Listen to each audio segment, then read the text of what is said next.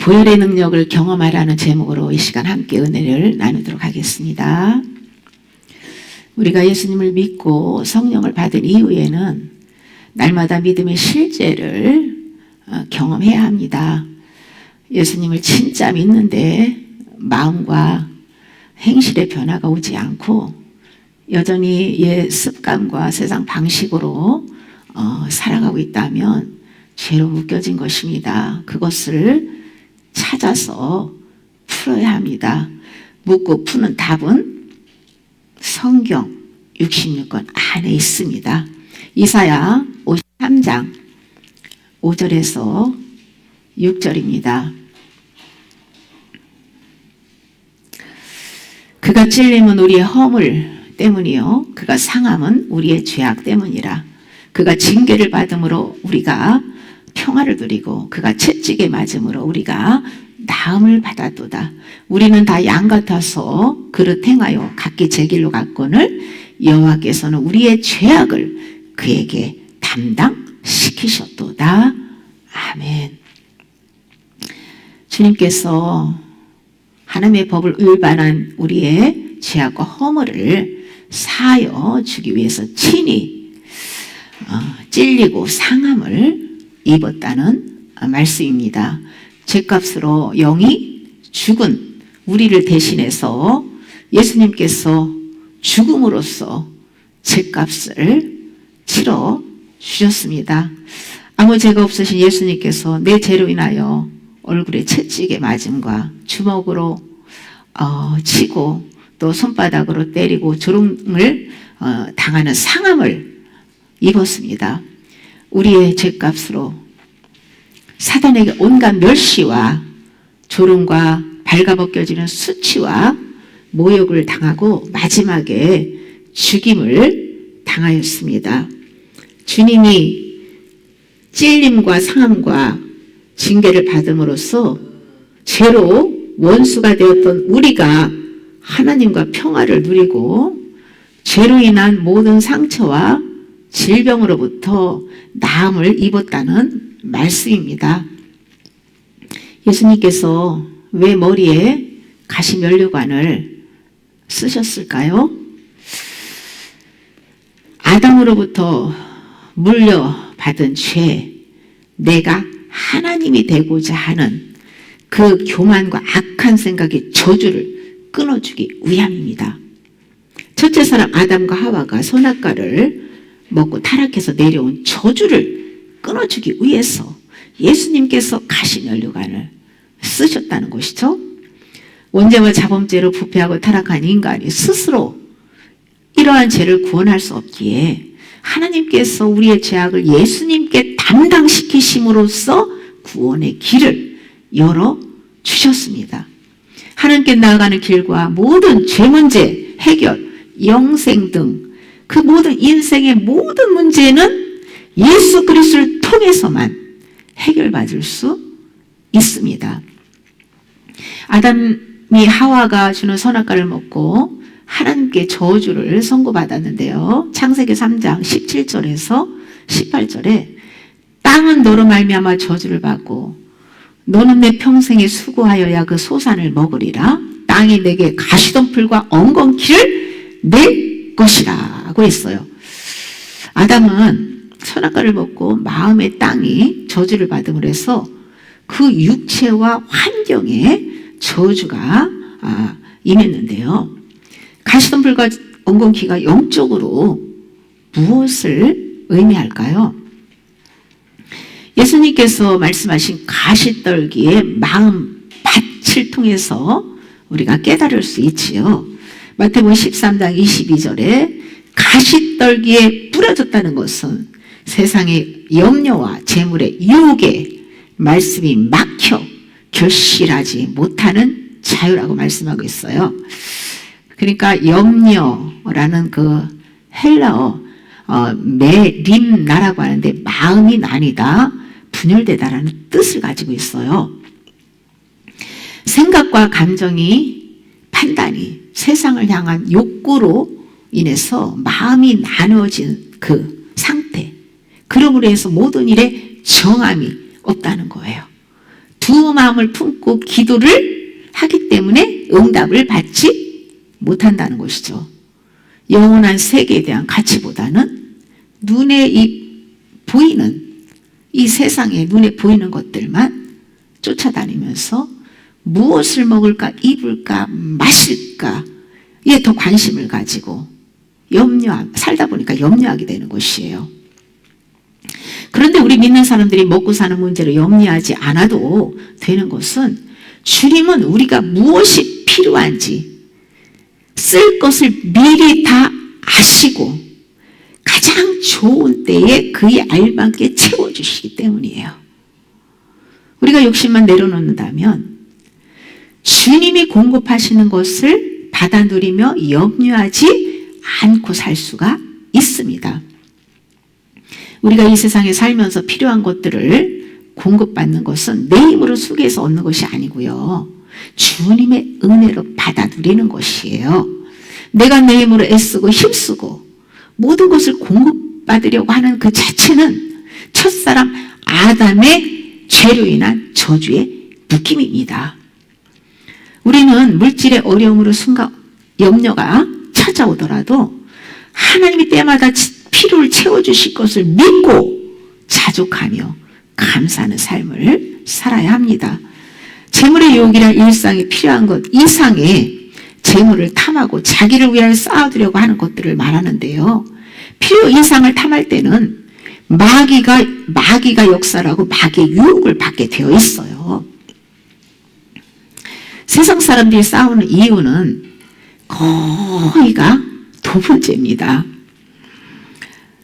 여기서 말씀이 막혀서 라는 이 원어의 의미가 질식시키다, 숨막히다는 뜻을 가지고 있는데요. 세상 욕심은 하나님의 말씀의 빛을 받지 못해서 영혼의 숨통을 졸라 질식시키는 것을 의미하고 있어요. 가시떨기는 하나님과 재물을 겸하여 섬기려는 마음입니다. 눈에 보이고 귀에 들려지는 세상의 것들이나 이 주위의 환경과 물질의 유혹에 마음을 빼앗기면 말씀을 들어도 하나님의 이 말씀의 빛이 가려지기 때문에 실제로 그 영혼이 자라거나 열매를 맺을 수가 없다는 거예요. 자연의 빛도 자연 만물과 사람을 건강하게 해주잖아요. 햇볕이 필요해요. 사람도 햇볕을 받아야 되고 이 식물들도 햇볕을 보지 않으면 빛이 없으면 자랄 수가 없고 죽게 됩니다. 우리 영혼도 마찬가지로 하나님의 말씀에 빛을 받아야 살 수 있습니다. 그런데 하나님의 빛을 차단하는 죽음이 세상의 염려와 죄물의 유혹이라는 거예요. 저주받은 마음의 땅은 영적인 일을 많이 해도 가시덤불과 엉겅퀴로 인해서 성령의 열매를 맺지 못합니다. 그 저주받은 땅을 고쳐주기 위해서 예수님께서 머리에 가시관을 쓰시고 피를 흘려 주신 것입니다. 가시관을 머리에 쓰셨다는 것은 마음에 심어진 악한 생각을 통로로 해서 끌어들인 저주를 끌어주기 위해서예요. 주님이 찔리심으로 우리의 굳어진 마음과 돌과 가시떨기와 같은 죄를 사해 주셔서 옥토와 같은 마음의 말씀을 심어 열매를 맺게 하기 위해서 예수님께서 가시관을 쓰시고 찔리고 상하셨다는 것이죠. 성령께서 옷으로 만들어 주시도록 우리는 회개의 반응을 해야 합니다. 성령께서 속죄의 피로 나의 저주를 끊어줄 때는 주님의 말씀을 믿고 순종할 때입니다. 속죄 은총을 믿어야 그것이 우리에게 반응이 되는데 그 믿음은 순종을 통해서 증명이 또 되는 것이에요. 그러므로 반복적으로 죄에 넘어지는 부분에 대해서는 내려놓으려고 하는 의지적인 순종이 필요합니다. 순종도 우리 힘으로 할 수 없기에 먼저 주인을 바꾸는 회개와 통치권을 하나님께 드려야 합니다. 신앙생활은 주인을 바꾸는 거예요. 그런데 신앙생활하면서 주인을 바꾸지 않고 여전히 자기가 주인이 돼서 사는 사람이 너무 많아요. 그래서 저주에 묶여서 고통 속에 사는 겁니다. 주인을 바꾸지 않고 주님께 문제 해결해달라고 해도 안 됩니다. 주인을 안 바꾸면 영생도 보장받을 수 없어요. 내가 주인의 자리에 앉아있으면 주님이 피 흘려서 죽으셔서 예비하는 속죄 은총을 공급받을 수 없어요. 다윗은 하나님이 구하신 제사는 상한 신령이라고 고백합니다.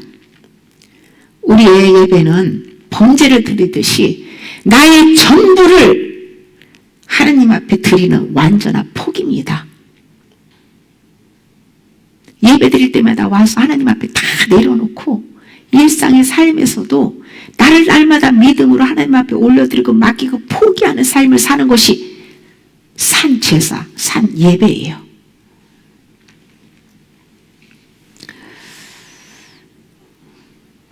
그렇게 모든 죄들을, 나의 소유들을 하나하나 마음에서 내려놓다 보면 어떤 것이 찾아오냐면 절망과 상실감이 찾아옵니다. 그러나 이때 찾아오는 그 절망과 상실감을 믿음으로 돌파하면 그 후에는요, 진리 안에서 참 자유와 평안을 경험합니다. 저도 말씀 소리로 꾸준히 회개하기 전까지는 죄가 그렇게 많을 줄 몰랐어요. 그런데 회개를 하여서 양심이 밝아질수록 죄가 정말 다윗이 머리털보다 죄가 많다고 고백한 것처럼 저도 머리털보다 많다는 것을 깨닫고 정말 절망하면서 탄식을 많이 했습니다. 죄를 애통하며 통회할 때마다 주님께서 속죄의 피로 저에게 평안으로 위로해 주셨고, 그리고 회개에 합당한 열매도 맺도록 은혜를 베풀어 주셨어요.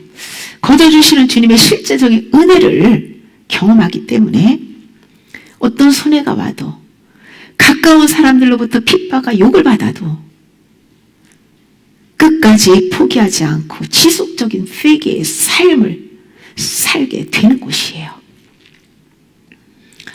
목사님은 무슨 죄가 그렇게 많아서 매일 회개를 하냐? 아니, 죄가 없는데 왜 회개를 하냐? 별소리를 다 듣는데요.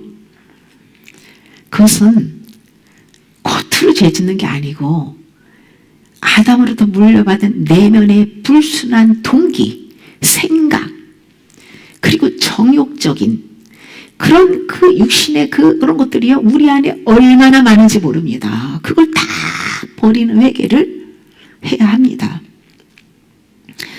예수님께서 처참하게 나의 죄를 대신해서 죽을 수밖에 없었던 끔찍한 죄를 깨닫는다면 우리는 이렇게 내 마음대로 편하게 살 수 없어요. 성령님의 은혜를 주시지 않으면 어느 누구도 회개할 수 없기 때문에 회개의 영을 구해야 합니다. 말씀의 빛 대신 하나님의 말씀을 늘 소리내서 먹고 빛을 받아야 돼요. 빛을 받는 가운데 회개의 영을 구하면 하나님께서 죄들을 드러내서 보여주시고 깨닫게 해주시고 회개할 수 있는 은혜를 부어주십니다. 성령님을 보내주신 이유는 속죄 은총을 공급해서 죄와 의와 성령님께서 세상에 대해서 심판하시기 위해 오셨잖아요. 그 세상을 사랑하는 나의 이 마음에 속에 있는 귀신들을, 그런 악한 마음들을 하나님께서 징계하시고, 그리고 사단의 결박들을 끊어주시고, 그래서 예수님의 형상으로 회복시켜 주기 위해서 성령님이 우리 마음 가운데 오셔서 지금도 일하고 계신 거예요. 속죄 은총을 받은 자로서 믿음이 성장해서 그리스도와 연합되는 완전한 경지로 나아가기 위해서는 끊임없이 애통하는 죄를 버리는 회개를 해야 합니다. 이것이 나의 모든 죄를 예수님께 전가시켜서 죽은 생명 살려주신 속죄 은혜에 대한 감사의 반응입니다.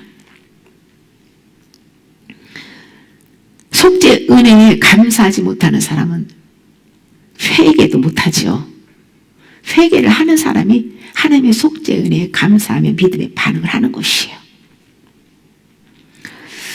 우리가 속죄 은총에 대한 100%의 믿음을 가지고 산다면 지속적인 회개의 반응을 통해서 모든 저주가 끊어지는 은혜를 받습니다.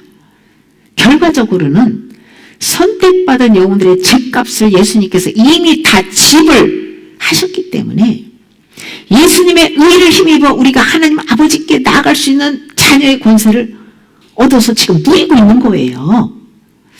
그러나 실제는 아직 예수님 안에서 새로운 피조물로 거듭난 삶을 살고 있지 못하는 데서 문제입니다.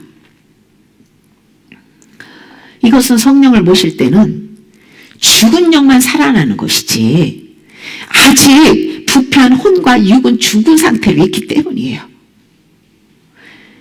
믿음이 자라가면서 말씀의 빛을 받고 회개할 때마다 성령님께서 소생한 영과 함께 죽은 혼과 죽은 육을 점령해 가면서 살려나가시죠. 점점 타락한 본성은 이렇게 살아날 때마다 거룩한 주님의 성품으로 변화되어져 가는 것이에요. 그러니까 성령님이 오셔야 우리가 회개를 할 수 있는 거예요. 끝난 것이 아니고 시작이에요. 구원파처럼 몇 날 몇 시에 성령 받은 체험하면 그냥 회개할 필요도 없고 구원은 따는 당상 끝? 아닙니다.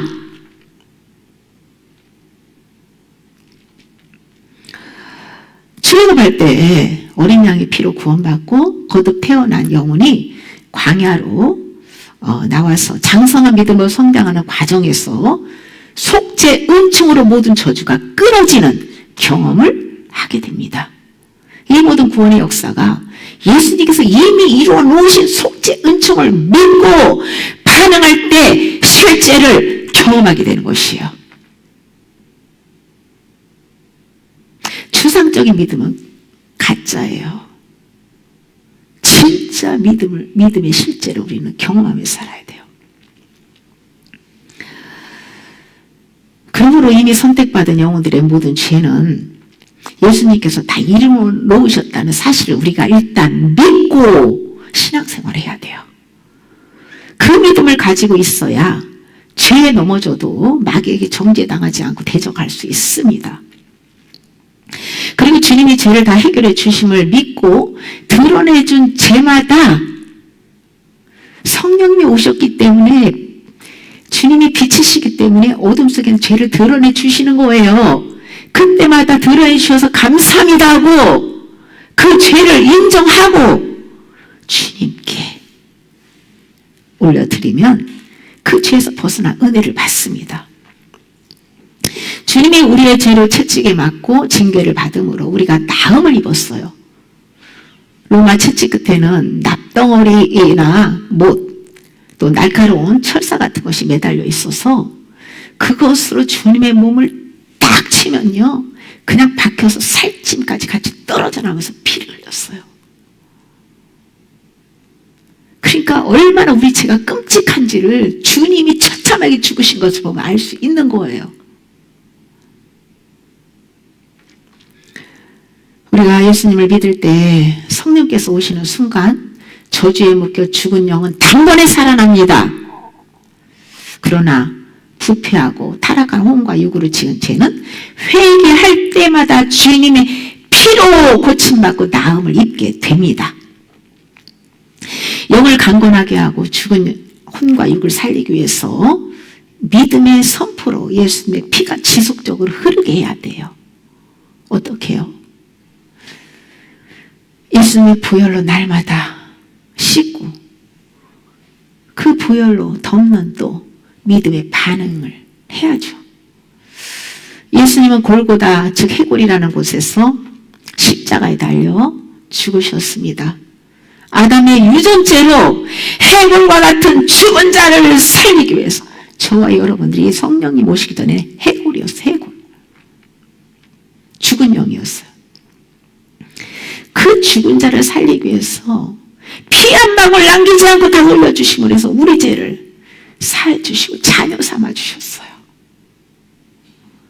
요한복음 19장 33절에서 34절에 예수께 이르러서는 이미 죽으신 것을 보고 다리를 꺾지 아니하고 그 중 한 군인이 창으로 옆구리를 찌르니 곧 피와 물이 나오더라.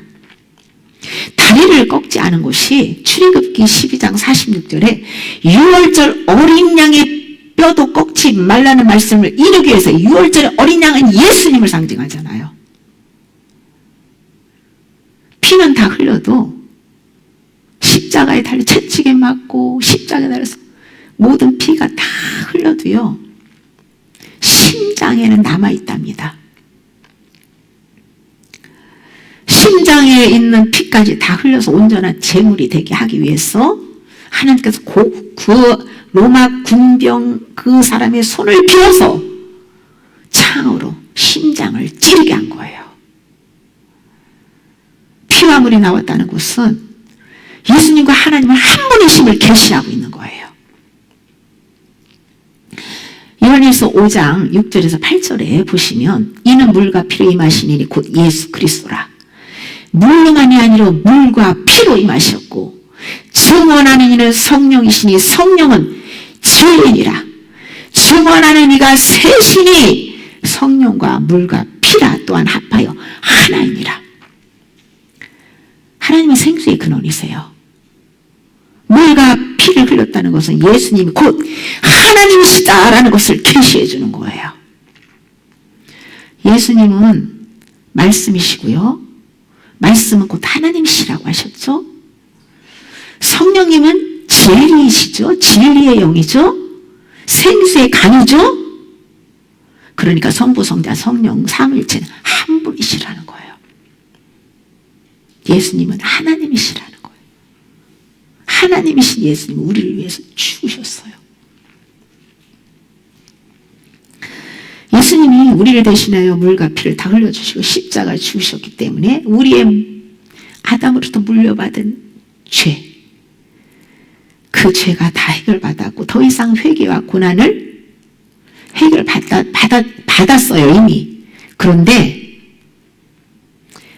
그러므로 해서 더 이상 우리가 회개와 고난을 당하지 않아도 되는 것일까?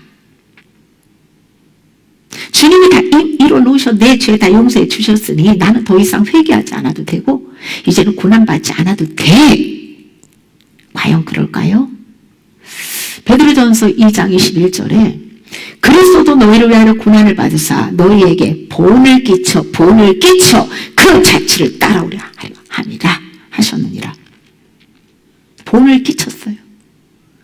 내가 간 십자가를 지고 걸어간 그 길 누구들 예 없이 다 와야 구원이 완성돼. 이거를 알려주기 위해서 친히 본을 보여주신 거예요. 사도 베드로도 예수님을 믿고 구원받은 백성들도 이 주님이 주신 십자가를 지고 주님을 본받아야 한다고 증언하는데요. 그 24절에서 그 이유를 말씀하고 있는데 죄에 대하여 죽고 의에 대하여 살게 하기 위해서 주님이 채찍에 맞음으로 우리가 나음을 얻었다라고 증언하는 거예요. 그러니까 내가 죄에 대해서는 완전히 죽고 의에 대해서 살게 하기 위해서, 그래서 죄에서 팔팔 살아있고 의에 대해서 살지 못한다면 아직 그 믿음이 나에게 반영이 되고 있지 않는 것으로 이해하시면 맞습니다. 예수님께서 십자가상에서 인류의 죄 용서를 위한 객관적인 은총을 준비해 주셨는데요. 그것을 믿는 사람들에게는 주관적으로 반영이 돼야 합니다. 부활의 은총이 나에게 지속적으로 반영되기 위해서는 내가 지속적으로 믿음의 반응을 해야 합니다. 만약 은혜가 있을 때는 믿음의 반응을 잘하여서 제3의 은혜로 평안을 누리다가 그만 은혜가 뚝 떨어지고 죄에 빠져서 믿음의 반응을 하지 못한다라고 하면 속죄 은총이 반영되지 못하는 것이죠. 그래서 믿음이 중요한 거예요. 근데 믿음도 주님으로부터 오는 선물이에요. 믿음은 들음에서 난다고 바울이 증언하고 있잖아요. 그래서 열심히 믿기 위해서 말씀을 눈으로 보지 말고 소리를 선포해서 내 영에 들리게 해야 돼요. 들을 때 주님이 듣는 중에 귀를 여시고 마음을 여시고 내 말의 말씀을 깨닫게 하시고 믿음을 주시는 것이죠. 이미 선택한 영혼들을 위해서 모든 죄를 용서해 주셨지만 속죄 은총의 실제적 반영은 나의 믿음의 반응에 달려있다는 사실입니다. 그 사실을 알아도 우리가 연약해서 스스로 힘으로 믿음의 반응을 할 수 없기 때문에 성령님이 오셔서 믿음을 주시고 죄를 버리는 은혜를 주시는 것이에요. 그런데 선택받은 영혼이 현재는 마음이 연약해서 악한 생각과 세상의 염려와 재물의 유혹을 받는 가시떨기 심령으로 사는 부분에 대해서 어떻게 우리가 이해를 해야 될까요? 그들에게도 하나님께서 주님이 정하신 때에 회개할 수 있는 은혜를 주실 거예요.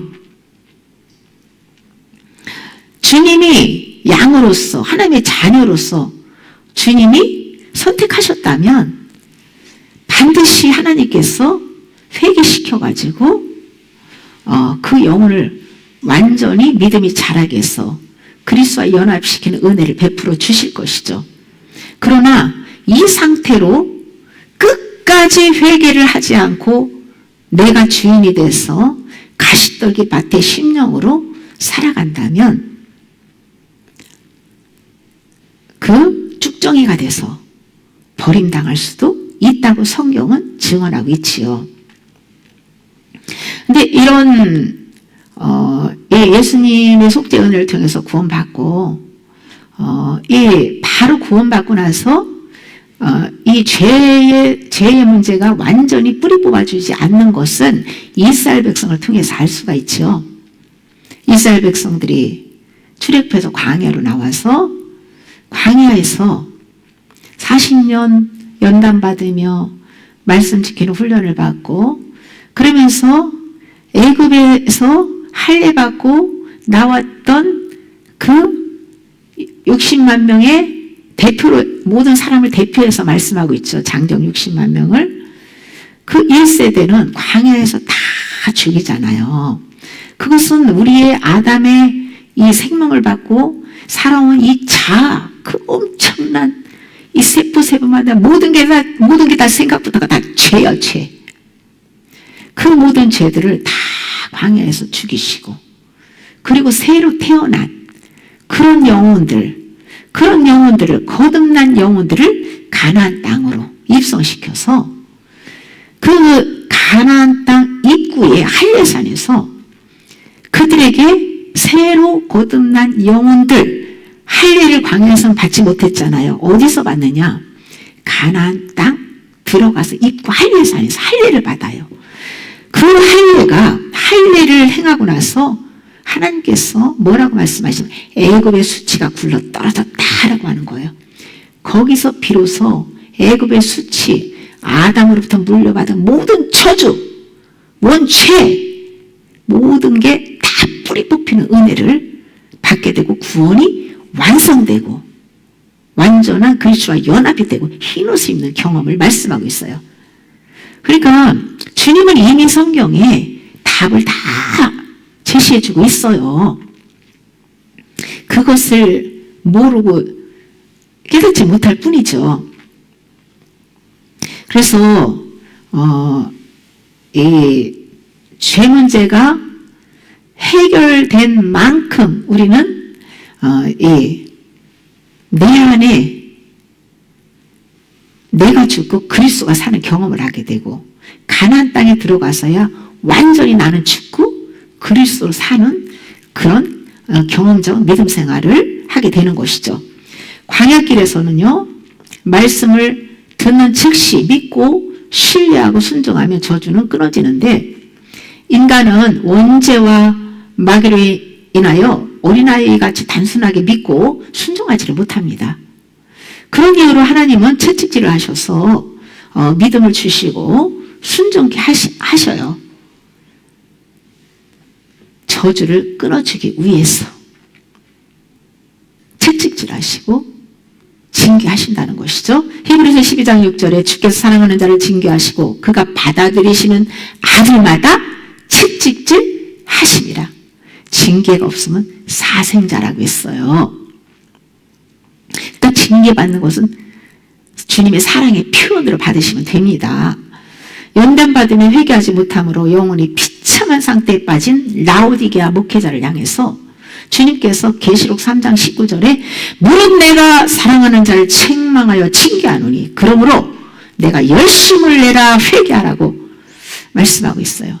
상한 갈 때 꺾지 않고 꺼져가는 심지 끄지 아니하시는 주님의 무한한 사랑을 엿볼 수가 있습니다. 내가 제국적으로 죄 속에 빠져 사는데도 하나님의 간섭과 책망이 없다면 아직 영혼의 빛이 임하지 않고 아직 은혜 받을 때가 아닌 것이에요.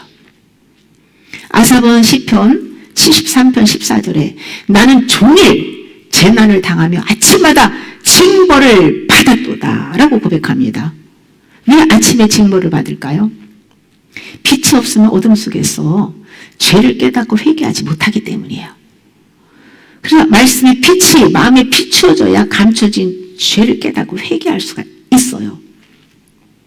욥도 하나님께 7장 18절에 18절에 하나님께 묻는데요. 아침마다 권징하시며 순간마다 왜 저를 아침마다 권징하시고 순간마다 저를 단련하십니까? 그렇게 하나님께 묻고 때로는 항변도 하고 있는데요. 나는 의롭게 살았는데 그냥 의인이었던 욥이 하루아침에 막 아주 그 많은 재산 다 잃고 자녀들 다 잃고 그냥 악창이 나서 그냥 온몸에 아주 건강 잃고 그냥 기와장으로 긁는 비참한 신세가 됐고 거기에다가 위로하러 온 친구들이 와서 네 죄 때문이야 라면서 그냥 콕콕 찔러 속에 있는 모든 이 자아를 막 건들고 아프게 드러나게 하고 자존심을 막 짓밟고 묵살하고 그래도 욥은 온전하신 하나님의 뜻은 깨닫지 못했죠. 그러나 하나님이 이렇게 자기를 단련하시면 자기가 정금같이 나올 거라는 고백은 했어요. 그런데 하나님이 허락하신 그 연단을 다 받고 난 후에 하나님을 만났을 때 욥은 고백합니다. 42장 5절에 내가 주께 대하여 귀로 듣기만 하였사더니 이제는 눈으로 주를 배웁나이다. 이 같은 경험을 바울은요 고린도서 13장 12절에 우리가 지금은 거울로 보는 것 같이 주님이 아주 희미하게 보이지만은 그때에는 얼굴과 얼굴을 대하여 볼 것이요 지금은 내가 부분적으로 아나 그때에는 주께서 나를 아신 것 같이 내가 온전히 알리라고 증언하는데 이게 연합의 경지를 말씀하고 있어요. 양심이 밝고 그래서 이 내면이 그리스도의 성품으로 온전히 하나로 연합됐을 때는요 그냥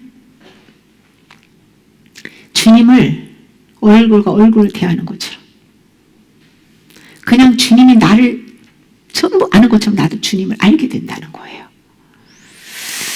하나님과 한 마음과 한 뜻이 돼서 그리스도의 형상을 온전히 이루기 위한 목적으로 하나님이 연단을 하시는데요. 예레미야가 3장 33절에도 주께서 이 인생으로 고생하게 하시며 근심하게 하시면 본심이 아니시로다 라고 한 것처럼 하나님께서 사랑하는 자녀에게 영원한 행복 영생의 복을 주기 위해서 잠깐 정화시키기 위해서 고난을 허락하셨다는 거예요. 다윗도 고난당하기 전에 그릇 행하였더니 고난당한 후에는 주의 열매를 배우게 되었다라고 고백하잖아요. 히브리서 12장 10절에서 11절에도 오직 하나님은 우리의 유익을 위해서 그의 거룩하심에 참여하게 하심. 내가 거룩한 것처럼 너희도 거룩하라는 것처럼 거룩하게 하기 위해서, 거룩함에 참여하기 위해서. 무릇 징계가 당시에는 즐거워 보이지 않고 슬퍼 보이나 후에 그로 말미암아 연단받은 자들에게는 의와 평강의 열매를 맺느니라. 아멘. 현재의 고난은 의와 평강과 이 평강의 그 주님의 아름다운 성품으로 그 빚어진 아름다운 그 의의 열매를 맺기 위해서 잠시 잠깐 훈련하시는 과정이에요. 하나님께서 속죄 은총을 거저주시기 위해 성령님을 보내주셨습니다.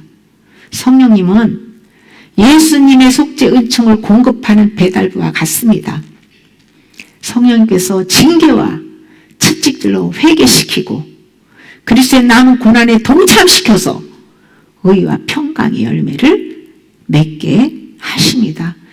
그러므로 우리는 날마다 예수님께 시선을 고정해야 합니다.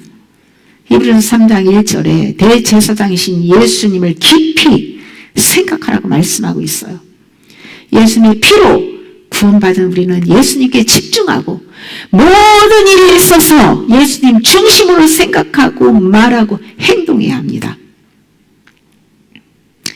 나만 생각하고 바라봤던 시선을 이제부터는 믿음의 주에 온전케 하신 예수님만을 바라봐야 합니다. 예수님의 피가 지속적으로 흐르기 위해서는 속죄 은총을 믿고 그에 따른 믿음의 반응을 꾸준히 해야 돼요. 히브리서 13장 13절에 그런즉 우리도 그의 치욕을 짊어지고 영문 밖으로 그에게 나아가자. 아멘. 영문 밖에 있는 장소는요, 부정한 곳이에요.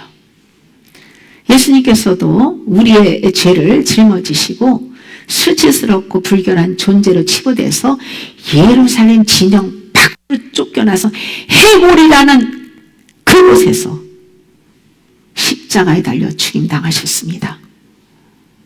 바울은 믿는 사람들을 향해서 예수님을 따라 영문 밖으로 나가라고 권면하고 있어요. 이것이 애굽의 모든 부하보다 그리스도를 위해서 받는 수고를 선택하고 모세가 따라갔던 길이에요. 하나님께 나아가는 생명을 얻는 좁은 길이, 외적으로는 고난과 치욕의 길이지만은 내적으로는 평강의 길입니다. 예수님의 속죄피는 십자가를 통해서 흘러나와서 죄와 마귀로부터 우리를 보호해 주세요. 여기서 영문 밖으로 나아가라는 것을 두 가지로 이해할 수 있는데요. 첫째는 이스라엘 백성들에게 전에 거룩하였던 영문은 부정하여졌고 전에 부정하였던 그 영문 밖은 예수님의 피 흘림으로 거룩해졌다는 거예요. 그러므로 율법에 묶여있는 이스라엘 백성들에게 옛 언약에 머물지 말고 새 언약과 그리스도가 계신 영문 밖으로 나아갈 것을 권면하고 있어요. 하나님의 영은 육적 이스라엘에게만 갇혀있지 않고 세상 어느 곳에나 무소 부재하다는 것입니다. 둘째로 예수님은 이스라엘 백성들 뿐만 아니라 온 세상의 죄를 짊어지시고 구원의 길을 열어놓으셨으므로 세상으로 나가 복음을 전하라는 것이에요. 사도행전 1장 8절 우리가 잘 알잖아요. 오직 성령이 너에게 임하시면 권능을 받고 예루살렘과 온 유대와 사마리아와 땅끝까지 이르러 내 증인이 되라. 죄를 버리는 회개를 해서 성령 받고 권능을 받으면 주님의 증인이 되어서 참 제자로 살 수 있어요. 증인은 뭐예요? 나는 경험도 못한 걸 어떻게 증인이 됩니까? 주님의 제자들이 주님과 동거동락하며 부활하고 십자가를 모든 걸 보고 살아있는 주님을 경험해서 증인이 된 것처럼 우리도 증인이 될 수 있어요. 성령님 오셨잖아요. 그분을 죄를 회개할 때마다 수많은 것들을 우리는 경험하게 되고 그 살아 역사하신 나와 함께 하신 예수님을 증거하는 증인이 될 수가 있습니다. 복음을 들고 사나운 이입대가 있는 세상 속으로 들어가기 위해서는 먼저 뱀같이 지혜롭고 비둘같이 순결해야 됩니다. 하나님의 지혜와 순결하고 거룩함을 소유하지 않는다면 희리에게 먹히는 거예요. 내가 세상 속으로 들어가는데 세상하고 내 속이 똑같아. 그러면 어떻게 증인의 삶을 살 수가 있어요? 구별돼야지.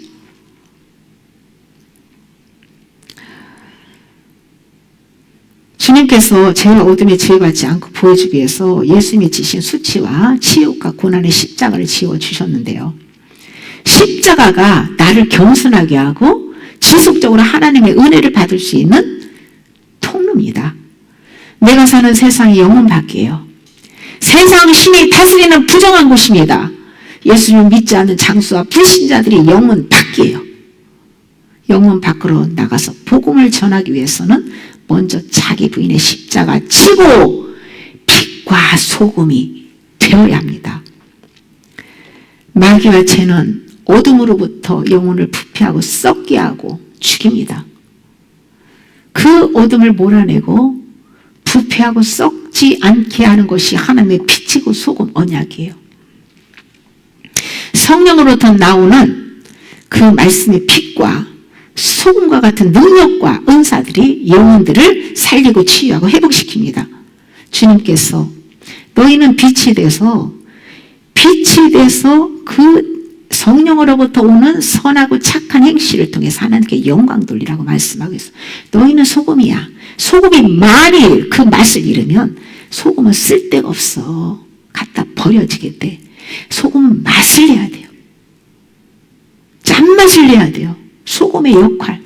부패하고 소금은요 영원히 변함이 없어요. 음식도 짜게 하면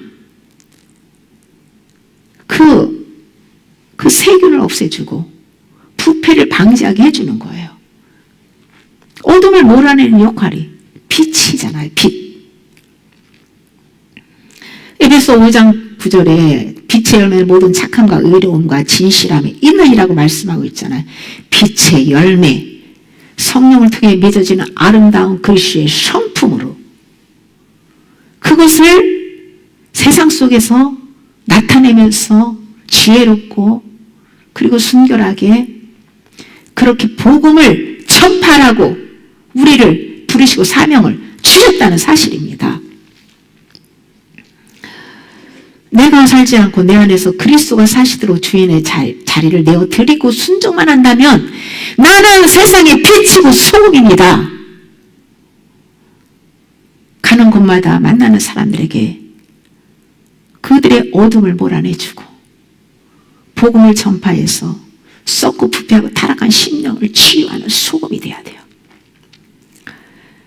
그 전에는 주님의 다루심을 받으며 보혈의 능력을 힘입어서 내 안에 부패하고 썩어가는 죄들을 먼저 버리는 회개를 해서 깨끗한 그릇 준비를 해야 하나님의 권능을 받지 않고 어떻게 세상 속으로 나갑니까?